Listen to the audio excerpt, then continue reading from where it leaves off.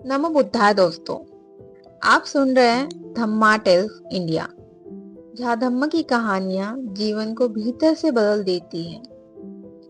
आज की धम्म कथा है एक ऐसी रानी की जो अपने सौंदर्य पर गर्व करती थी, लेकिन अंत में बनी बुद्ध की सबसे प्रज्ञावान शिष्या।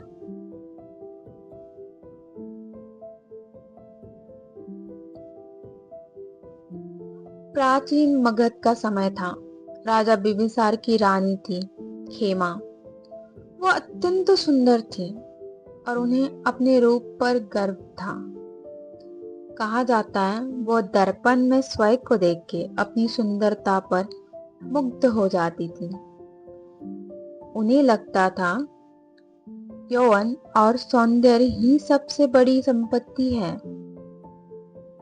पर राजा बिंबिसार बुद्ध के भक्त थे। वे चाहते थे कि रानी भी बुद्ध के उपदेश सुने, लेकिन खेमा बुद्ध से पास जाने से बचती थी, क्योंकि उन्हें भय था कि बुद्ध उन्हें वैराग्य की ओर न प्रेरित कर दे। एक दिन राजा ने युक्ति से उन्हें बुद्ध के विहार में पहुंचा दिया।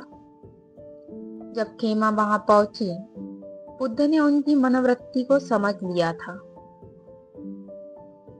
उन्होंने एक दिव्य दृश्य प्रकट किया। एक अत्यंत सुंदर व्यक्ति जो कुछ ही क्षणों में वृद्ध होने लगी। फिर उसका शरीर क्षीण हुआ और अंततः वह मृत्यु को प्राप्त हुई। ये सब देख के खेमा स्तब्ध रह गई।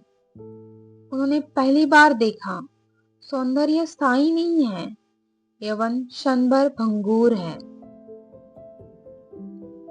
उसी दिन, उसी क्षण उनके भीतर जागरूकता हुई। उन्होंने समझ लिया जिस रूप पर उन्हें गर्व था वो भी नश्वर है।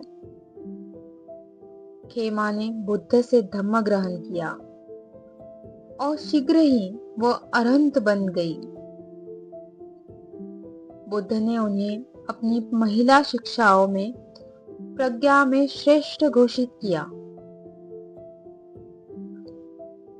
खेमा तेरी हमें सिखाती है कि बाहर की सुंदरता नश्वर है, लेकिन आंतरिक प्रज्ञा शाश्वत है। जो स्वयं को समझ ले वही सच्चा सुंदर है। ये थी बुद्ध की महान शिष्या खेमा तेरी की प्रेरणादायक कथा।